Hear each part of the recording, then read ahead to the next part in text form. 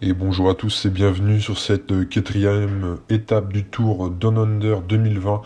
Une quatrième étape relativement plate, hein. On devrait avoir une nouvelle explication entre les sprinters. Est-ce que les Viviani, Ewan et Bennett vont une nouvelle fois se faire surprendre?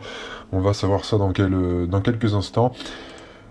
Hier, Soren Kragh Andersen a conservé son maillot de leader, hein, malgré la victoire de Simon Yates au sommet de Paracombe, et ça démarre tout de suite avec Arashiro pour Bahrain McLaren, suivi tout de suite par Ventoso, hein, le pensionnaire de la formation CCC.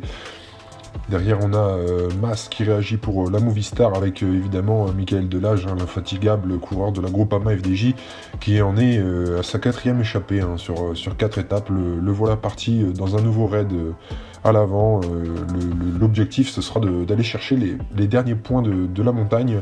Hein. Il n'y aura qu'une côte répertoriée sur le parcours, hein, une côte de deuxième catégorie qui attribuera 10 points, donc 10 points qui porterait le total de Michael Delage à 46 points au général et qui lui permettrait, hein, d'avoir une belle avance et de pouvoir espérer remporter ce maillot et ramener le maillot et le prix du meilleur grimpeur, hein, pour le compte de la formation Groupama FDJ. Donc voilà, hein, les 4 hommes qui comptent déjà 1 minute 30 d'avance.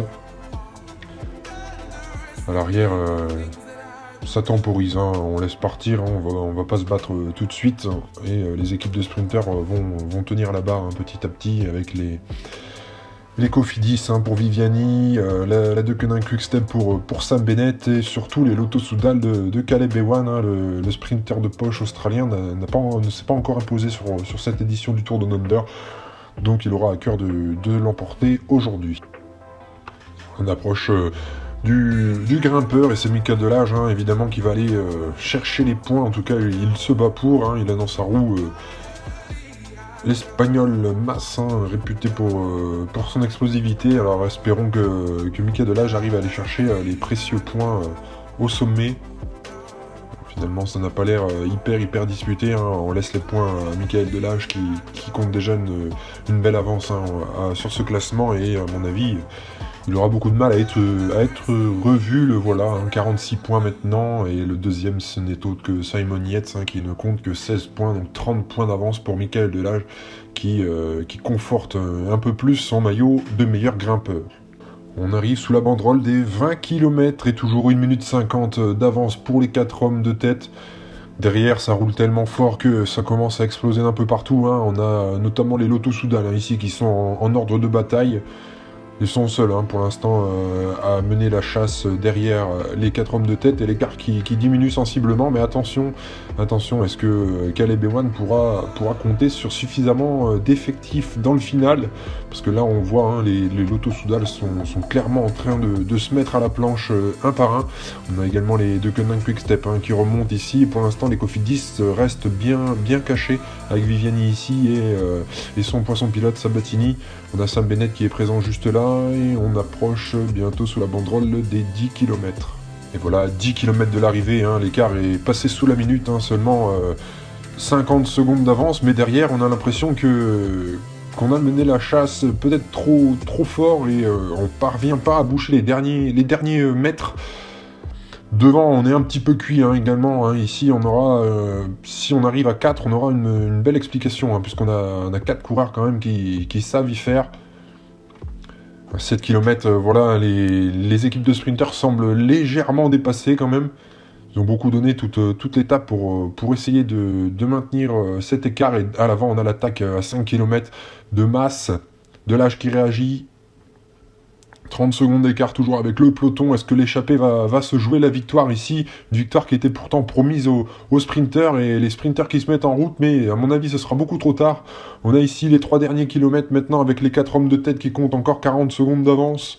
Qui va l'emporter aujourd'hui? Ah, ce serait une belle récompense, hein, pour notamment Michael Delage, mais là ça se regarde, hein, ça se regarde énormément, et derrière ça revient très fort ici avec Kluge, notamment Sam Bennett en 3ème position, et ça lance, hein, devant avec Ventoso qui va sous la flamme rouge.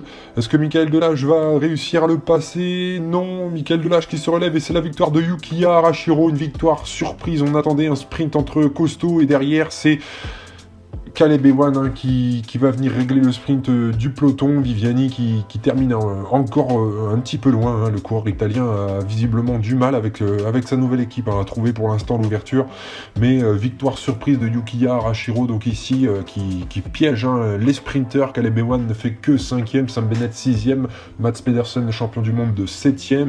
Et le leader actuel de la course, Søren Kragh Andersen, termine 9e. Elle est belle, hein, cette victoire de Yukiya Arashiro qui vient au nez à la barbe des sprinters s'imposer sur cette 4e étape du Tour Down Under. Victoire quelque peu surprise, hein, on attendait vraiment les sprinters aujourd'hui et finalement l'échappée aura eu raison du peloton. Hein, les 4 hommes qui auront fait toute la course en tête. Dommage pour Michael Delage, 3e. Au classement général, pas de changement. Hein, Søren Kragh Andersen qui termine 9e de l'étape garde son maillot jaune. Simon Yates et dans le même temps Romain Bardet 3e à 4 secondes seulement.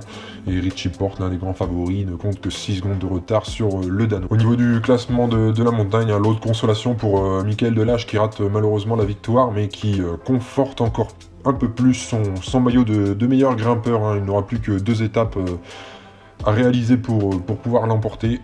Mais à mon avis, c'est quand même assez bien parti. Donc voilà, on se laisse sur cette victoire du japonais Yukiya Arashiro, hein, de Bahrain McLaren. Une victoire surprise après une longue échappée à 4. Dommage pour Michael Delage hein, qui vient terminer 3e. Hein, c'est le 2e podium pour la Groupama FDJ après la 2e place de Marc Sarro lors de la première étape. Au niveau du général, pour l'instant, pas de changement. Hein, Kragh Andersen est toujours en tête.